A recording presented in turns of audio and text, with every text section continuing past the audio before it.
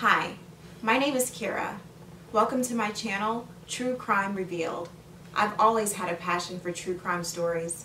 I remember watching Investigation Discovery and being shocked, saddened, and amazed by the number of stories that the network is able to put on a daily basis, 24 hours a day. And then I thought, this is only a percentage of the stories that they're actually reporting on. Many of them don't ever make it to the mainstream media.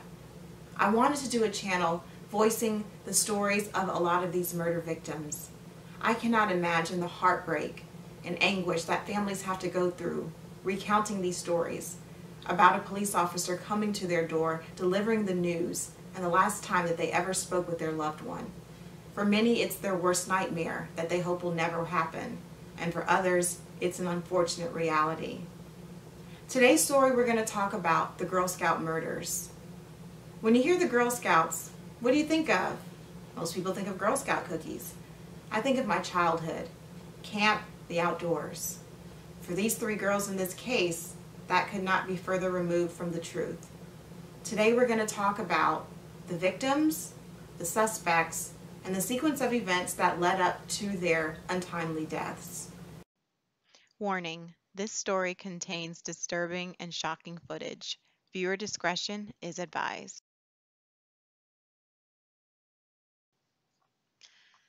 The Girl Scout murders happened in Oklahoma in the summer of 1977.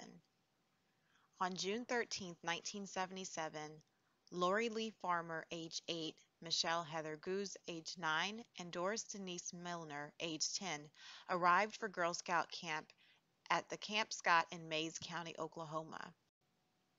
While the girls were excited to make new friends and all of the fun activities that they were going to be doing at camp for the week-long event, what they did not know was a series of events that had happened just a good 2 months before the actual murders. There was actually a training session for counselors on site where one of the counselors discovered that her belongings had been ransacked and her snacks had been stolen. Inside of an empty donut box, there was a handwritten note stating, "We're on a mission to kill 3 girls in Tent 1. The director at the camp unfortunately took this as a joke and a prank, and it was further discarded. They would realize in just a short 2 months later that this was far from a joke. On the evening of June 13, 1977, the 3 girls, Lori, Michelle, and Doris, all became friends, and they decided to go back to their tent because it was storming really, really badly. On the night of the murders, there were several counselors and other campers who heard several disturbing sounds and noises throughout the night. At around 1:30 a.m., several people heard moaning sounds coming from the directions of the girls who were murdered's tent. A counselor went to investigate the noises, but she couldn't find where they were coming from, so she went back to her tent and went to sleep. About a half hour later, a camper in neighboring tent number 7 was awoken when someone with a flashlight actually opened up the flap to the tent and shined it in. And then about 3 a.m., another Girl Scout heard someone crying, "Mama, Mama." Unsure of what to do, the Girl Scouts all went back to sleep. It would not be until the following morning around 6 a.m. where a camp counselor discovered the lifeless bodies of Farmer, Goose, and Milner. All 3 girls had been sexually assaulted and badly beaten. Farmer and Goose had been bludgeoned to death, and Milner had been killed by strangulation. 2 of the girls had been raped, and the other sodomized. Once the camp counselors saw what was going on, they began to try to alert parents and get all of the other campers to safety. Police had to begin looking for the killer of the 3 young victims. Law enforcement officials, volunteers, and tracking dogs all went to scour the thickly brushed area that was wooded where the camp was. For 9 days, the search continued, turning up next to nothing, and the investigation just continued. On day 10, that all changed, though, when Mays County District Attorney Sid Wise held a press conference. He named a suspect in the triple homicide of Denise, Lori, and Michelle. The suspect was none other than Jean Leroy Hart. Hart was a 33-year-old Locust Grove native who was currently on the run for the past 4 years after escaping from the Mays County Jail. He was currently serving a 309-year sentence after being convicted of burglary. He was still on the run, but some evidence from the search led to a small cave near Camp Scott. Evidence seemed to indicate that Hart had been staying there. One of the main reasons that the police suspected Hart was because 10 days after the bodies of the girls were discovered, there were a few items connected to the killings and the convicted criminal found in a cave about 3 miles from Camp Scott. In the cave, police were able to recover photographs that Hart had developed.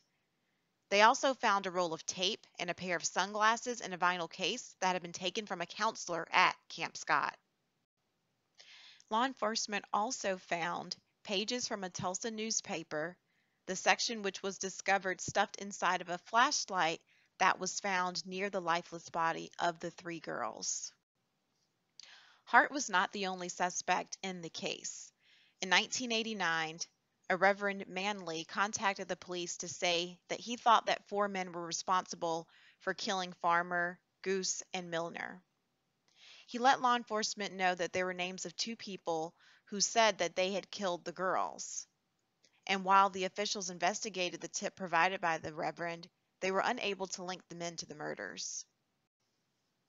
There was biological evidence that was recovered from the crime scene, and authorities also found semen on the pillowcase discovered near the victims' bodies. The FBI tested the samples in the late 80s, and while they were unable to rule out Jean Hart as the person who left the bodily fluids at the scene, the test was inconclusive. Authorities were not able to definitively match the convicted kidnapper and rapist to the Girl Scout murders. In 2008, the authorities decided to test the semen again in hopes of getting more conclusive results. Unfortunately, after several decades, the sample was too degraded and they could not create a profile of the person who left it. This also meant that Hart still wasn't ruled out, and despite being found not guilty, many people remain convinced he was committed to the killings. Till this day, no one has been convicted of the killings of the Girl Scouts. A lot of people are confident that Jean Hart actually murdered the girls, despite a jury finding him not guilty. But the victims' parents believe that justice just was not done for their daughters.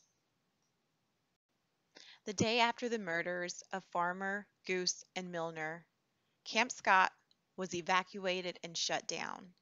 The camp had been open since 1928, and it still remains closed to this day. A very sad part of this story is just the victims' parents and how they're having to try to cope with this in any way that they can.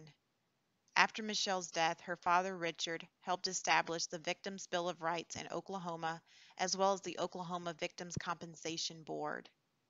Lori Farmer's mother, Sherry, founded the Oklahoma chapter of Parents of Murdered Children. It's an organization dedicated to providing assistance and support to family of homicide victims. Betty Milner also remembers her daughter Denise fondly and can be seen in interviews talking about her daughter so that her legacy goes on and that she is not forgotten. Hearing about how these 3 beautiful girls were murdered and raped is incredibly heartbreaking, and all I can say is I hope that the families' hearts are mended because no one should have to go through what they've gone through. This is the Girl Scout murders. If you all like this video, please like, share, comment, and subscribe, and I'll see you guys next time.